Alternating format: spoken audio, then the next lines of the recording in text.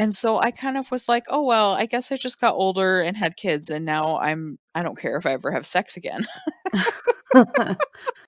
And then we went and saw Wolverine, and there's like this scene where Hugh Jackman gets out of bed and he's shirtless and he's walking around this apartment.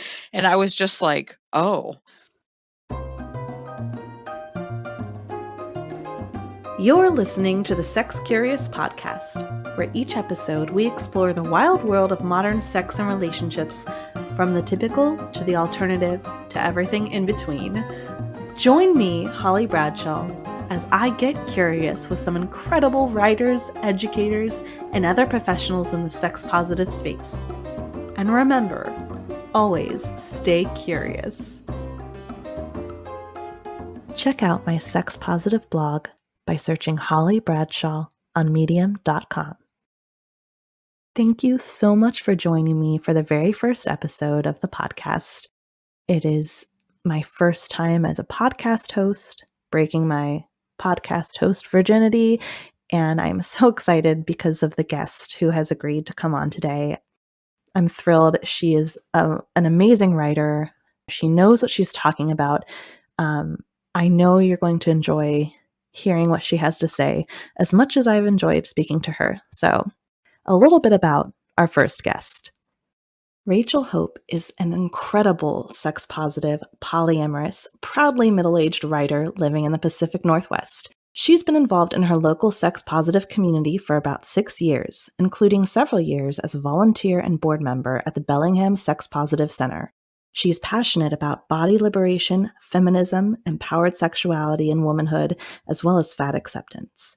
These topics, along with parenting and social justice, are her main focus in the personal narrative she writes. You can find her work on medium.com as a writer, as well as editor and owner of 2 publications, Polyamory Today and Fatitude.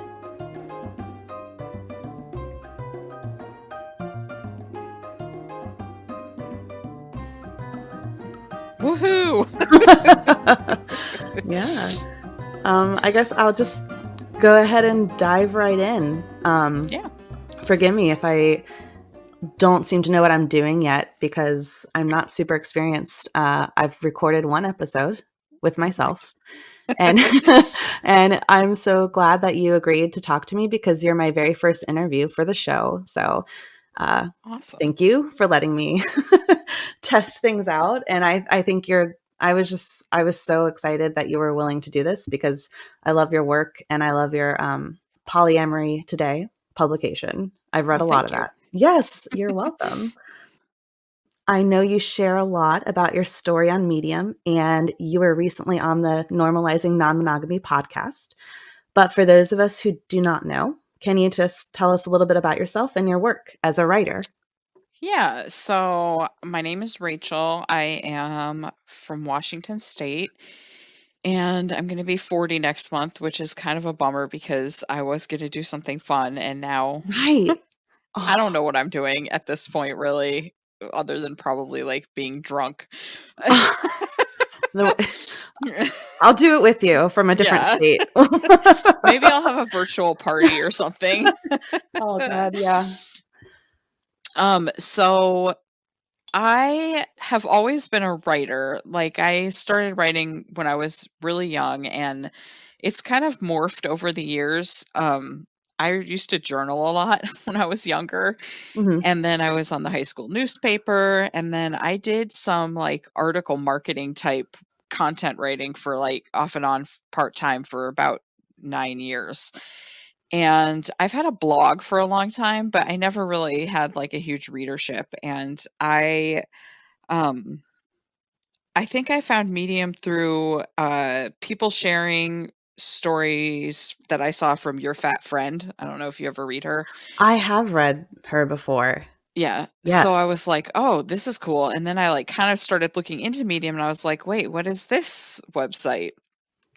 And so I think I started writing on Medium in like April of 2019.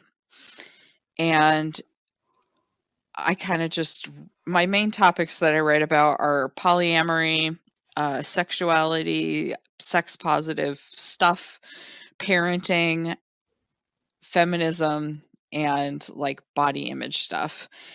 And so I started polyamory today in the fall of that year, and I originally started it because I wanted a way to organize my writings and like gather them somewhere about polyamory. Mhm. But I was like, well, I might as well open this up to like other people too.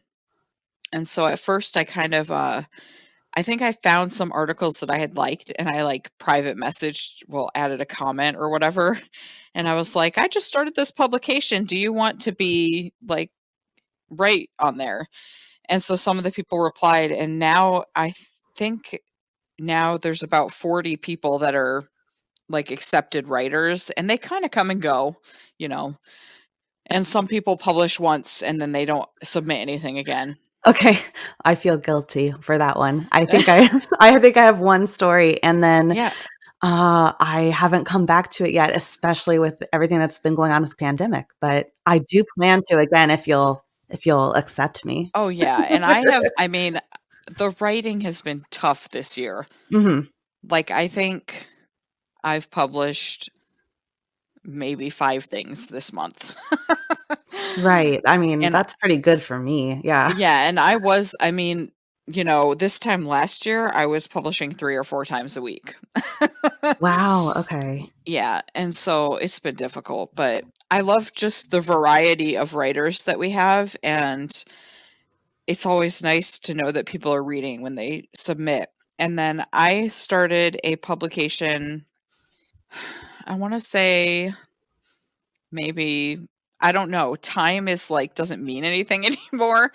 So I started it earlier this year, we'll just say, called Fatitude, that is about, it's basically like about like fat liberation, body acceptance, and that kind of stuff, because I couldn't find another publication on Medium that was about those topics.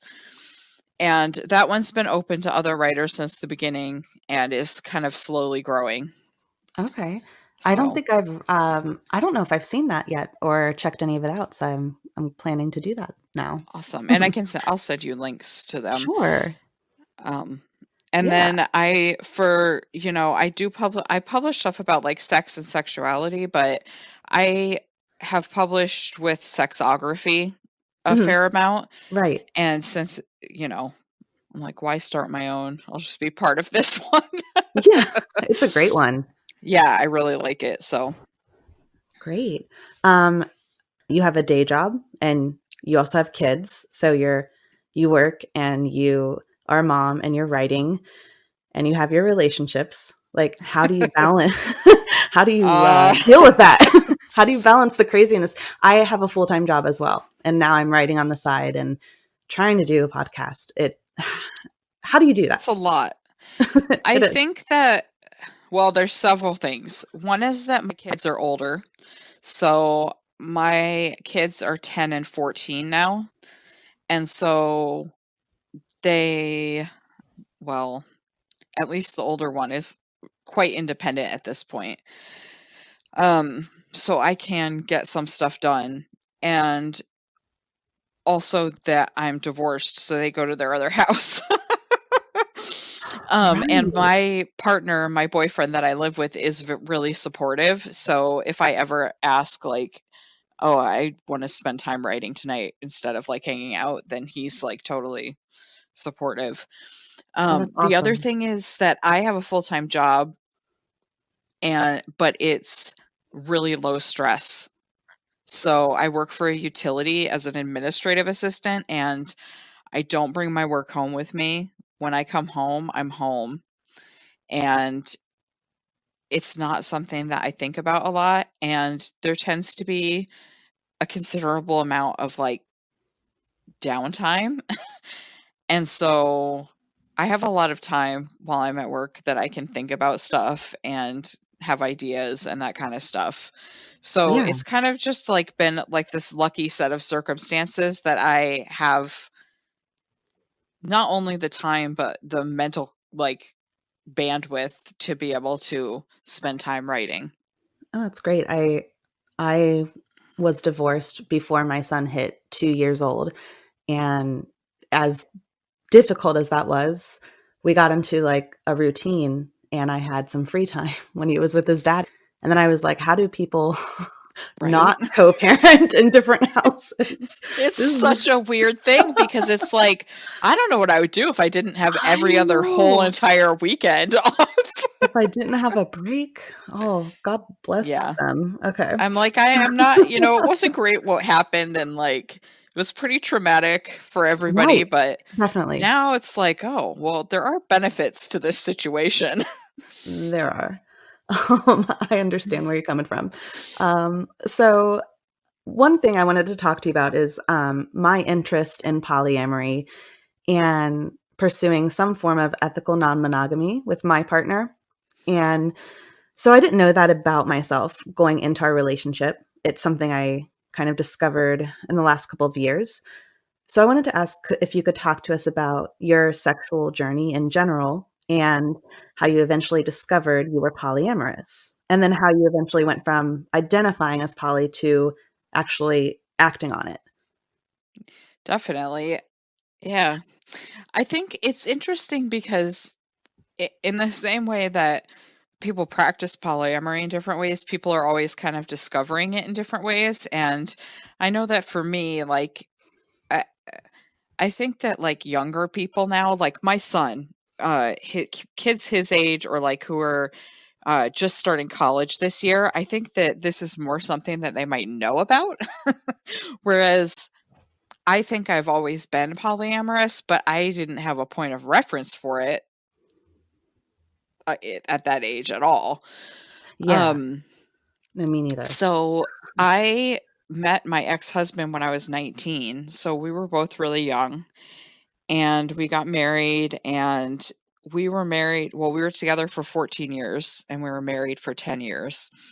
And we were in a monogamous marriage, but there were points, like, during that time that we kind of, like, discussed, like, the concept of an open relationship, and we both kind of agreed that well, that we thought that, like, "Oh, well, if it was just sex, like, neither one of us thought we would really care." Like, whatever, like, Yeah. what does it matter? And that we wouldn't really feel jealous about it. And then in the last 4-ish years that we were together, things just really fell apart a lot. And so, um, I would say up until I would say probably for the first half of our relationship, we had, like, you know, a pretty typical vanilla, like, sex life. It wasn't anything to write home about probably. But it was fine. And then I think once we started trying to have kids, there was a lot of we had fertility issues, and so that is like a whole it makes things weird. It's And then once stressful. yeah, it's stressful and it makes sex like this thing that is like a means to an end and you have to do it at the right time and all this stuff. And so um then when things kind of started to fall apart in our relationship, it just wasn't a thing.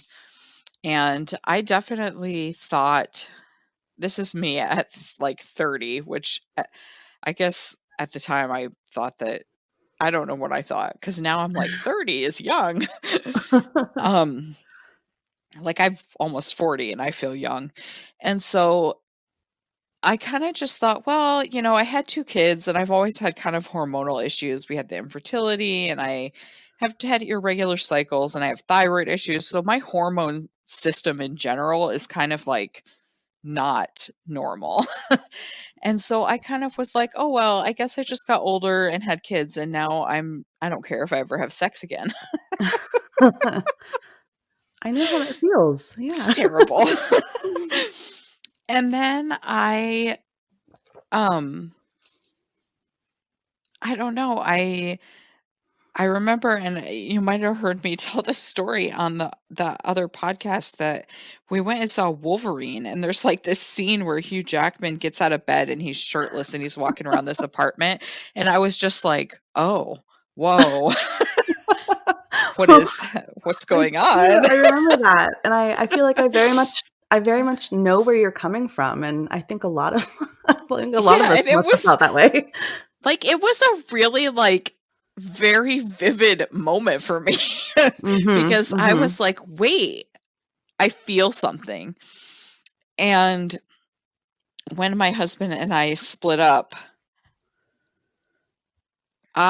so my marriage got to a place where it was not healthy, and there was a lot of emotional neglect and manipulation and stuff. And so I spent a really long time feeling worthless and kind of undesirable and just not good enough and not really worth much.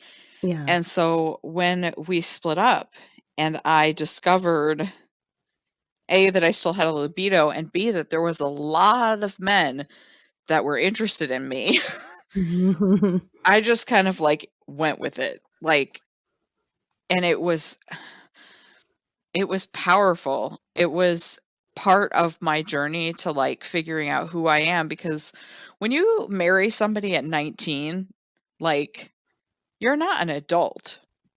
So I Right. never had the chance to become who I am as an individual. I just kind of became who I was as part of this couple.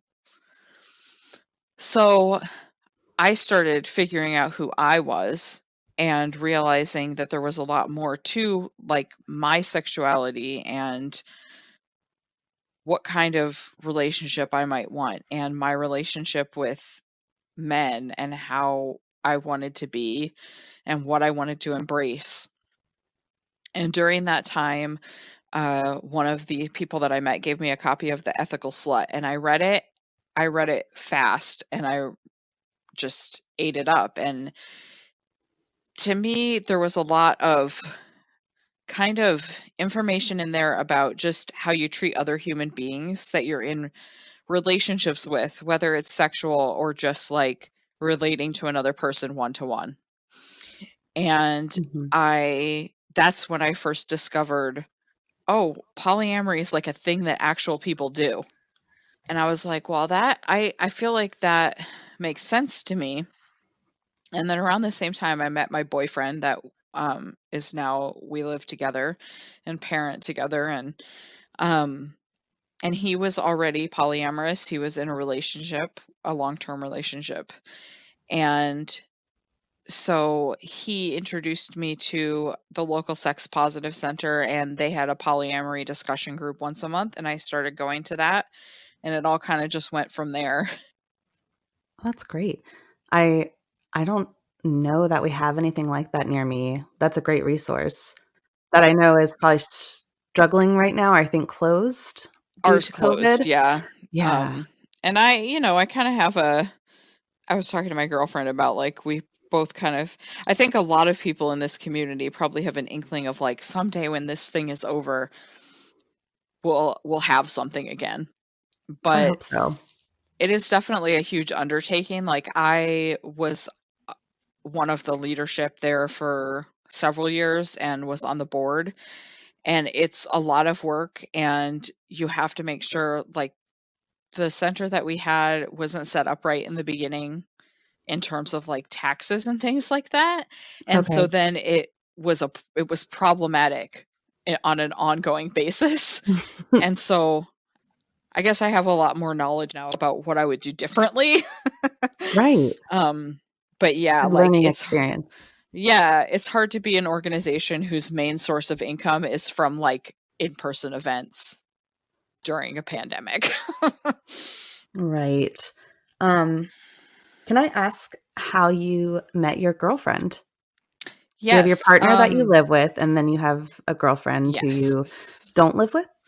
Right. Okay. So, kind of going back also to previously, you asked me about kind of going from one place to the other. And Yeah. I was in a situation where I feel really lucky because since I had just gotten divorced, I was only responsible for myself.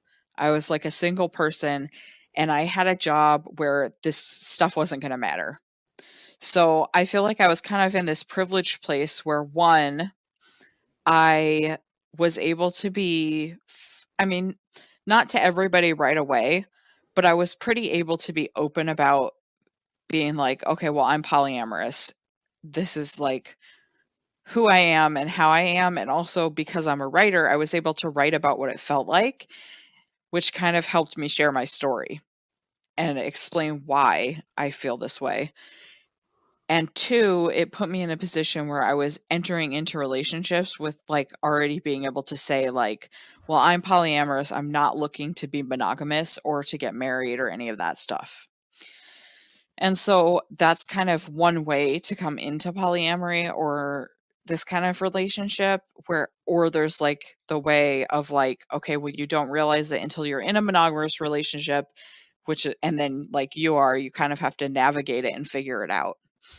Yeah. Um, so I met my boyfriend in June, and I actually met my girlfriend for the first time in July of the same year, so 2013. Oh, And wow. we met at the Sex Positive Center. She was working the front desk the first time I went there. And I just remember everyone being really friendly. I don't remember her, but she remembers seeing me like that night. And then I don't even know how, like, neither one of us remembers how we started hanging out. Or it just kind of seems like, well, we met and then we started, I don't know, we text each other every day and we hang out. So, Oh, but it was just definitely like, and happened.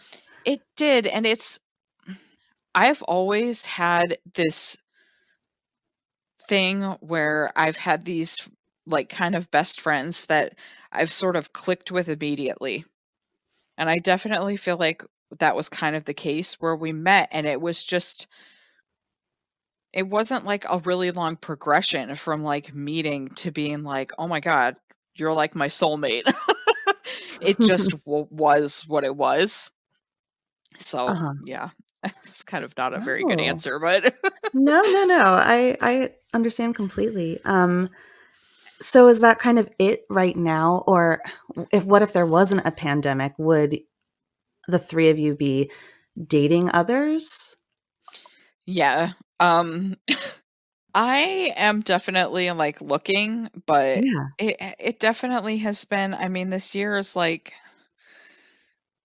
I'm just like I actually, cuz I was thinking about this earlier, and I actually met somebody earlier this year, I think through Reddit, and we were texting for quite a while, and like it was going really well, and I was like, "Oh, I'd really like to hang out with him," and we were hitting it off, and it got to the point where he wanted to meet, and I thought about it, and I was like, "Yeah, maybe we can work it out," but when I thought about it more, I was like, "I just can't." Like, my mom is she's young, she's 61, yeah, um, but she also had pneumonia earlier this year, which Oh, makes her wow. now high risk. Yeah. Yeah, that was like a whole ordeal, like, we thought she had COVID, Oh my and then it gosh. was like, "Oh, no, it's just pneumonia. It's okay." That's all. And Oh so my all I can think about is, like, I just can't, like, maybe if he worked from home, but he works in a public facing job in a town near here that is very right wing, and not a lot of people are being careful about stuff. And okay. so I was like, I just can't risk it. Like, I can't, if I like went and like hooked up and then my mom got COVID from me, I would I just couldn't deal with Yeah. that. Oh, So it absolutely. kind of fizzled. Yeah, I guess Um, there's always, I mean, I've thought about that. Not that I'm dating anyone, but I've thought about, like, what would I do in such a situation? I guess if it got bad enough, just don't see anyone for 14 days afterwards. I don't know. Uh, yeah, and but I I don't mean, know, if that's worth it, you know? it's just different risk levels. Like if Yeah. I met somebody and they were working from home and they didn't have roommates, that would be a very different risk level than somebody who's working in a public-facing job in that Mhm. environment and has roommates who also work in public-facing jobs. Yeah. It just So, higher risk. yeah. Okay. Yeah, that's hard, and I'm just kind of waiting to my partner and I talk about, what I want our relationship to look like, and it's like, I'm not even comfortable like you, like, pursuing anything at this point. Right. He's a little older than me, and he doesn't have any, conditions, but I would just, like if I brought something in if I brought COVID into the house, I would freak. Like, I don't know what I'd Right? do to It's myself. just Yeah, scary. it is. So, Yeah, normally, if things were, like, not pandemic-y, yeah. um, You would be yeah, interested in so looking. yes, my girlfriend is married, and they both date other people, Oh, okay. um, and then me and my boyfriend date people. Most of us all date, like, individually, so we don't really date, like, as a couple. It's not out Okay. of the question, like, my boyfriend and I have talked about it, but we kind of might have different taste in guys, and I don't know what I am, but I'm not really like, I definitely am not, like, bi, but Okay. I kind of am like, "Okay, well, maybe I'm, like, a little more hetero flexible than I used to be." But I Gotcha. generally am dating males or masculine presenting people. Okay, and Um, that's interesting that you came across having a girlfriend. yes, it is Yeah. interesting. Yeah, like and so that's one of the reasons that I'm like, "Okay, well, never say never," and who knows, like, relationships can take so many different forms and have so many different levels of, like, mental and emotional and physical involvement, and they can have one and not another, and so Yeah. And no, I mean, I have my own story where I was straight as an arrow for, the first 33 years of my life, and then I fell for a woman, or I would say became interested in women, and it's more of the person, not the fact that they were a woman. mhm, So sometimes for me, like, the emotion of a relationship leads me to have a crush on someone, definitely. even, yeah, no matter, like, their gender. So Yes, and I also think that once you kind of figure out like, "Oh, I'm polyamorous," then you kind of start being more receptive to just openness in general. mhm, And so it's like, well, if my relationship orientation doesn't have to fit into a box that I was taught, then maybe other parts of me don't have to fit in boxes either. And maybe I don't really have to like label everything. And it's just more about feelings and connection and whatever happens. for someone who's not experienced, but who knows they're polyamorous, would what resources would you recommend if they wanted to learn more? Well, there's this really great publication called Polyamory Today Yes. on Medium. Um, That is a good one so too. that's a good one. It helped me out a lot. There actually is a resources on the front page of there that I periodically add to. Um, Okay. I think that it partly depends, on what your because there's definitely learning involved. And so I think that embracing whatever way you learn best. So if you learn best from books, then get some books. The Ethical Slut is a really great book. Yes, I've never More read than it. it's I need to. great. Yeah. It's like amazing. And More Than Two is a really good book. Caveat, there has been some stuff around one of the authors that um perhaps his relationships have not been accurately represented by him. However, I still recommend the book because it is full of anecdotes from people and it's full of discussion questions and it does have a lot of information in it that's a good jumping off point. So, Okay. And then there's a lot of other books. There's one called Opening Up, I think is by Tristan Taormino, and that's a really good one.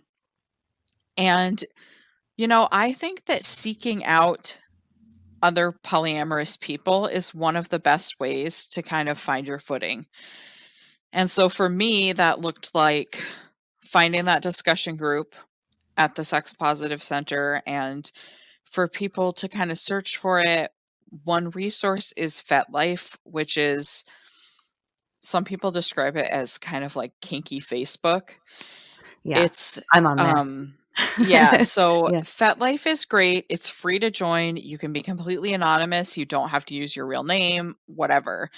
And a lot of the stuff on there is sex stuff, but there's also a lot of resources for polyamory, and that's a really good way to find like an actual like physical place in your area, is to look for Yes. places on there. Yeah, and that's what I've used it for. I mean, Yeah, it has its like its ups and downs, but that yeah, it's definitely good for like definitely. local community stuff. And then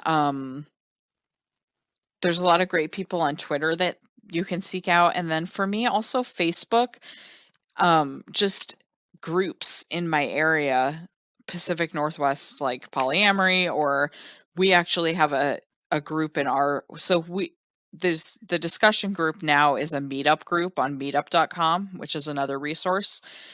And so we have the group on meetup.com, and then once somebody joins that and like comes to one of our meetings, we also have a Facebook group that's private, so people can join it without people seeing that they're in it. Okay. But we have to have like a gateway, because if it was searchable, it wouldn't be private. So it's a little tricky, but just doing all those kinds of searches and things, and finding people so that you don't feel so alone, and that other people, just hearing other people's stories, I think goes a long way towards normalizing things in any realm. So you wrote an article recently, and I wanted to just ask you about that. Could you explain what are some red flags that someone who's interested or has started dating in polyamorous relationships? What are some red flags to spot if things aren't going well, or what should people look out for? Definitely. And it's always interesting because I've written a couple of times about that. And it's always interesting because it kind of is hard to find where, like, how to unblur the line between things that are like specific to polyamory and things that are just like red flags no matter what. Oh, yeah. you I mean, know? there's gotta be some overlap there for sure. Yeah. And the thing is that, like, this is always kind of my piece of advice to everybody, is like, no matter where you go, there's always a-holes. Like, I used to run the, like, new orientation at the Sex Positive Center, and I would and people would, sometimes people ask, like, well, are there creeps? And it's like, well, of course there's creeps. There's creeps everywhere. Mhm. Like, you can go to a church and there's creeps. Like, Right. so I think some of the stuff, like, anybody who acts like they know everything is always a red flag to me. Like, if you say, well, this is the right way to do it, this is the only way to do it, and you're going to do it this way, that's always a red flag to me, because a relationship isn't supposed to be a like ultimatum. A relationship is supposed to be a conversation between two people, right? Right. So if somebody's trying to tell me like, no, their way is the only way, then it's like, okay, well, that's not my way. And so, like, I guess the difference would be when I talk to somebody new and I say, this is what works for me. I understand it doesn't work for everybody. And if it doesn't work for you, that's okay. Like, no hard feelings. I hope you found what you're looking for. Mhm. So, and that kind of comes into play a lot with polyamory, in the difference between trying to like impose yourself on people versus outlining your own kind of needs and boundaries and saying, this is what I need, and then asking, are you able to do that? And you do come across people too that like think that they are enlightened or better because they're polyamorous, and that just turns me off. Like I don't think it goes with the spirit of kind of like connection and compassion and that kind of thing. Hmm. Um so there's kind of a misconception that polyamory is basically like a giant orgy all the time. It's not, it's a lot of talking. um but anybody that kind of is going to put sex front and center, like if that's what you're looking for, that's cool. But if I've said I'm polyamorous, I'm looking for to date and to have a connection with the people I sleep with, and they're pushing, anytime someone is pushing boundaries instead of like trying to work with you, like they're not going to stop doing that. Yeah. If the relationship starts with them not respecting what you're saying, then people can change, but you shouldn't expect people to change. Right. Is that what you're typically looking for, is a connection and relationship, and it's not just the sex? I know people feel differently about that question. It just depends. Like, I'm totally open to like friends with benefits situations, but like I don't mean a booty call. I mean Right. like somebody that I know I'm compatible with as a human. Like I can't I don't want to go have like anonymous sex with somebody that might be like a Trump guy. And then Right. I find out later and I'm like, "Oh no, like our values don't align at all." Yeah, Um you gotta get to know each other a little bit at I least. honestly like haven't had so I had a lot of casual sex after my divorce, and I haven't done that in a long time. And so recently I have been kind of curious, like, would I still enjoy that? Maybe I'll try it sometime. But then, now I can't. So Right. maybe next year Yeah, something or in to look forward to. 2022. I don't Yeah, know. Um, some goals to have. I think that one of the things you can see in a little more easily sometimes in polyamory is looking at how people treat their other relationships. So if somebody is having a lot of trouble in their existing relationships, that's a huge red flag to me because how first of all, are you really in a place where you should be starting something new? And secondly, if you're sitting here telling me like talking shit about your partner to me, then why would I believe you're not just going home and doing the same thing about me? Like I'm not interested in that. That's a very good point. And then another thing is that a lot of poly communities tend to be, so it depends on the size of where you live. But for example, where I live, there's a lot of overlap in dating. So, there's one person, they've dated multiple people I know or whatever. And I think that anytime that you hear, if somebody takes the time to reach out to you and say, I just wanted to let you know that I was involved with that person and this is what happened. And especially if more than one person does that, that even if you're not wanting to believe it, that maybe it's a good idea to at least file that information away. Because I know that like there's two sides to every story and that things happen. But if I Mhm. have multiple people reaching out and saying that person abused me, then that really should be a consideration in my decision making. I agree. Um, One of the things that I think is so cool about you is how open you are, and as a parent, um, being able to, live this lifestyle, like be yourself. Um, I think it's hard for a lot of parents to talk openly about sex to their kids. For me, as a mom with a 14-year-old son who has tons of questions, um, I I am fine with talking to him about things like the things some parents get squeamish about, like safe sex or even like masturbation and pleasure, like not just what not to do, but the other stuff and like the biology and all that. Like I have no issue. But what I think I would have trouble with is talking to him about like non-traditional polyamorous relationships. because, Mhm. he's never been exposed to that. And it's something I'm just looking into myself. And like the world, tells kids, like every film they see, every book they read, it's the happily ever after with the couple.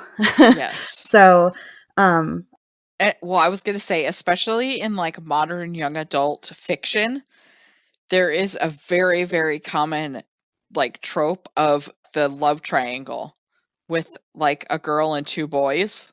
yeah. Yeah, and like, "Oh, I can't have both. How do I choose?" Yeah. And I'm always like, "Why not Don't just choose. choose both?" Yeah. Yes, exactly. So I absolutely love your views on being very open and honest with your kids. So I wanted to ask, can you share a little about that and how people like me can do that? How do I do that? Yeah. I think that one well, 2 big things. One is to just be willing to feel embarrassed, Mhm. because there is definitely some sort of, like, built-in, like, kind of awkwardness about having those kind of talks just because of the culture that we're raised in. And Yeah, so I think that people let feeling kind of embarrassed stop them from talking about it, when really what you have to do is just ignore it. So, like, just push right through it and say it anyway. Um, yeah, and I think that especially when it comes to relationships, that so this is just me, but I do not go into a conversation like, if I'm like, I need to sit down and have a conversation with my kids about something serious, I will sit down and, like, write notes, because I can get it all down on paper, but if I try to go into any kind of important meeting without having, like, bullet points, I just lose it. I just, like, me don't know what too. I'm doing anymore. Me too. So, that's a really good thing, and then also coming up with kind of similes or, like, other situations you can give as examples. So, for us, for example, from the time that my kids were really little, we always tried to normalize, like, non-hetero relationships. So when your kid says, a boy and a girl get married or whatever, then you say, like, offhandedly, "Oh, well, a boy can also marry a boy." And Right, and it's that's just one thing I had no issues with either, and he never did either. He, like, totally got that. right. So then if you can draw a parallel, exactly. So if you can say, like, well, we've talked before about how, like, love is love, and about how people have different ways, different, like, orientations, sexual orientations. Well, people also sometimes have different relationship orientations, and some people like to be married to one person, and other people feel like they have more room in their heart to be in, like, a romantic relationship with more than one person. And it's different depending on the age of the kid, but at 14 I think it's totally appropriate to kind of say, not everybody does things the same way, and different things work for different people. And, also to be able to say, like, some people like variety, or some people like men and women, and they don't want to choose. Like, they just don't want to be with one person for the rest of their life, and that's okay too. Yeah, I think maybe it's also maybe, you don't quite know how it's gonna go till you do it. So if Yeah. we, we'll sit down and have that conversation and just try to be prepared. I'll try to be prepared.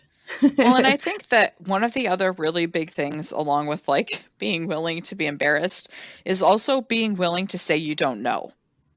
Right. So that's a huge one for me with, like, when you go to have a talk with your kid about a serious issue, whether it's sex or porn, which is a thing that we've had to start, like, dealing with, or like earlier this year when George Floyd died, I was like, I have got to sit down and talk to my kids about what happened. Like, I can't do this.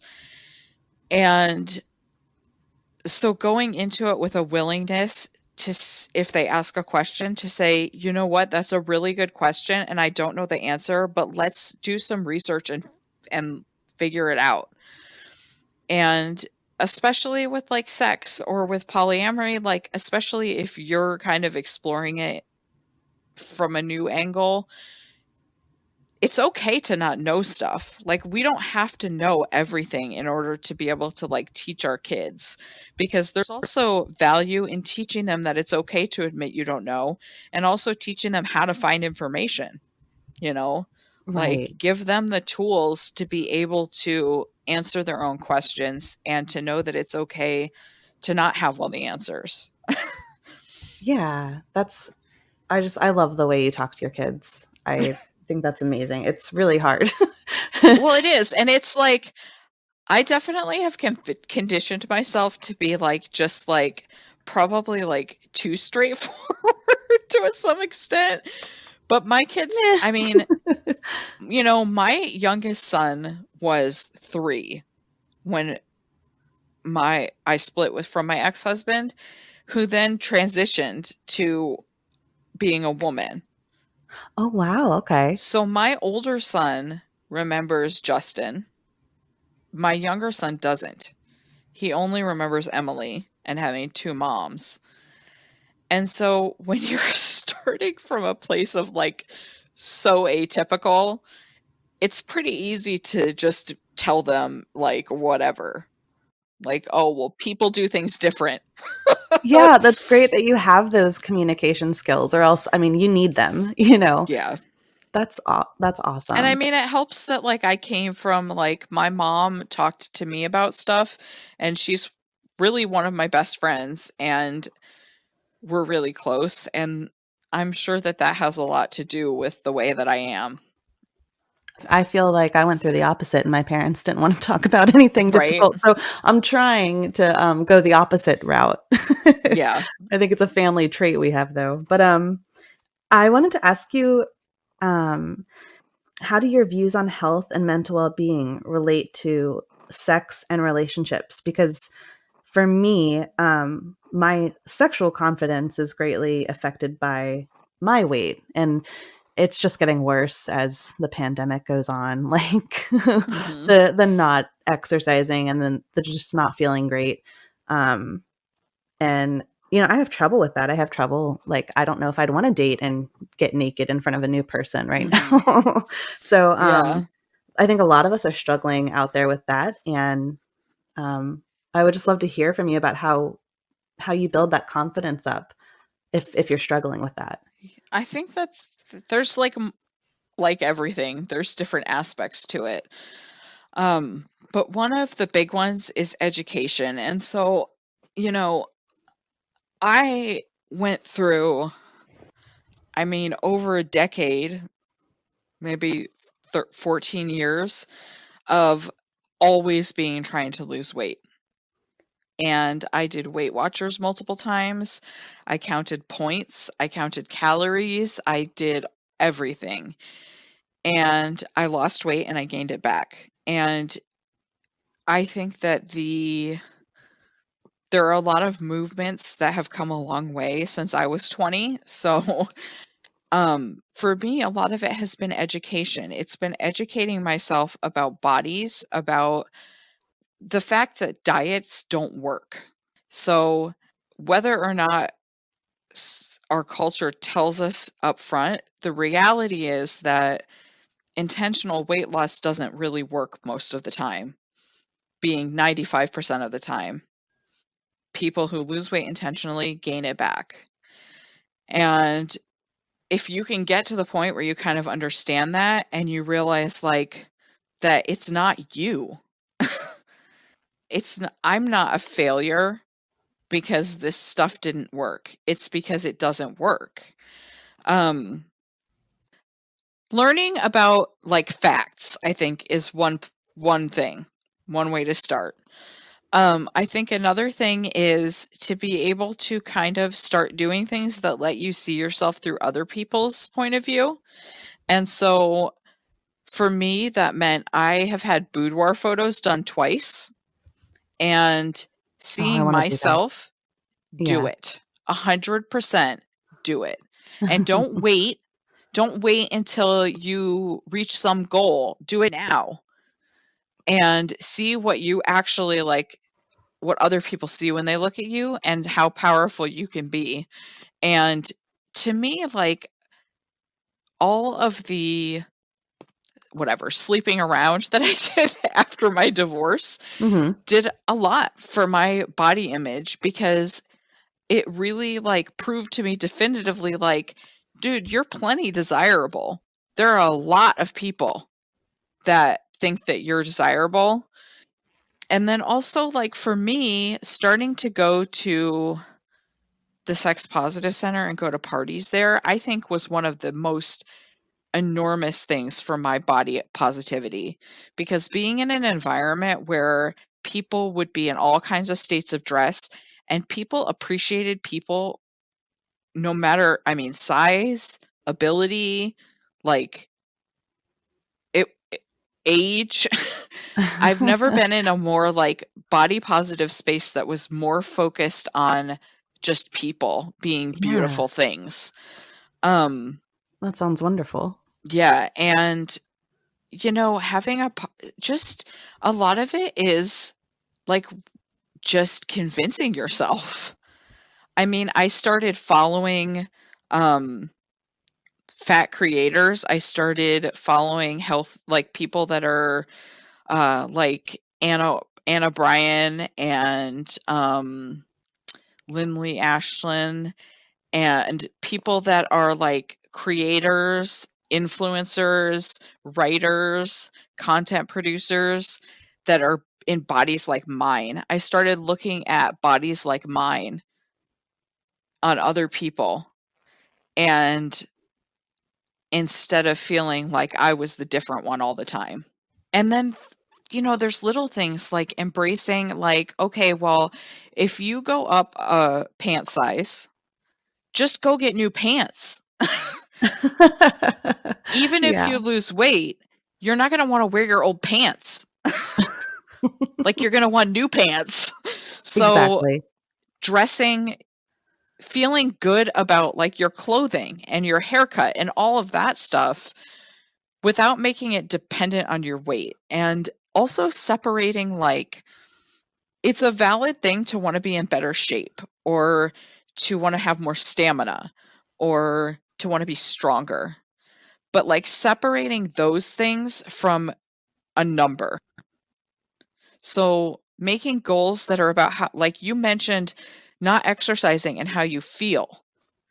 Yeah. So, if you know that you feel better mentally and physically when you exercise, make it about that. Make it about how you wanna feel on a daily basis instead of, like, making it about what you weigh. And, just, like, when your partner tells you, like, that they love your body or that you're beautiful or that they want you, like, just believing them. Yeah, try believing them. Yeah. Yeah. Like, just tell yourself, like, "No." Shut down that voice that says, "Oh, well, I guess you like it, but I don't look like XYZ." And the more you do it, I mean, it just like anything, it's practice. The more you do it, the more you do it, and the more you start to notice it when other people don't or when, um things happen where you're like, "Well, wait a minute. Why is this happening?" Um, practice. It's a practice just like anything else. Okay, great. Um, let's see. What would you say to someone like me who is in a relationship with someone who was like fully monogamous? And, you know, non-monogamy is something I started really discovering, just felt natural, felt like the right way to go for me. And I've been talking to my husband about these things. And it wasn't something he knew about, 10 years ago when we met. Yeah, So what if someone just feels like that's totally how they identify and their partner is pretty monogamous? And like we don't want to leave each other. We don't want right. to yeah, we do love each other. We just recognize we're kind of different in Yeah. this way. I think that can be really difficult, but I think that one I mean, communicating. So, the first step is, like, talking about it, and that's a huge thing. Like trying to hide it or deny it or not share with your closest partner is not going to get you anywhere. Mhm. So, taking that step, talking about it, and kind of learning about it together with the understanding that, like, this is a discussion. Kind of like just what I was saying earlier, like, it's not an ultimatum, it's a conversation. So, talking about how you feel, but also about, like, both of you, what your hopes or fears might be about the situation if you are to, like, take action and kind of take steps into it. I also think that this is one area where seeking out other polyamorous people definitely can be a big help because there are, like, monopoly relationships out there. It is a relationship style that can work if that's what you guys want. I have a couple different friends that are in that kind of relationship. Like, I have one friend, and her husband is just not interested in dating other people. Like, he is happy with one partner, and he would rather spend his other time, like, doing other stuff. Um, so she dates other people, and he doesn't, and they've been together for decades. Um, I think that one of the things that really kind of to focus on is, like, the idea that somebody being polyamorous or wanting to explore things doesn't mean anything about their partner. So, like, you being polyamorous doesn't mean that your partner is not enough for you, or that you don't love them, or that they're not meeting your needs. It means that there's just other things that you're interested in. Yeah, and I think that's been the hard thing, is to convince him of that. And I'm not trying to push him or convince him, but the other partner sometimes just goes there with the insecurity. And I'm like, no, that's not it. You're wonderful. And I don't want to leave you, Mhm. but there is this other part of me. Yeah, and it's So all yeah, conditioning. I mean, yeah, what have you heard from when you were really little was that you were supposed to meet your soulmate and, like, never even think anyone else was attractive for the rest of your life. I know. And it's just not natural for No, me. and it's unreasonable. Like, Hmm. even if you are monogamous, you're still gonna be attracted to other people. Like, Hmm. Yes. you can't not. It's just a choice Yeah. about what you do, and, polyamorous people are always making a choice to be with each other as well as other partners. So, my boyfriend goes out or I go out, but at the end of the day, we come home to our home together. And that's in itself is special and comforting and nice for us. Yeah, yeah, that's beautiful. um, I I will ask one more question, and that is, tell us where we can find your work, and tell us where we can find you on social media. Definitely. So I am on Medium as Rachel Hope, and I have the publications there. Both, I think, are linked from my bio there.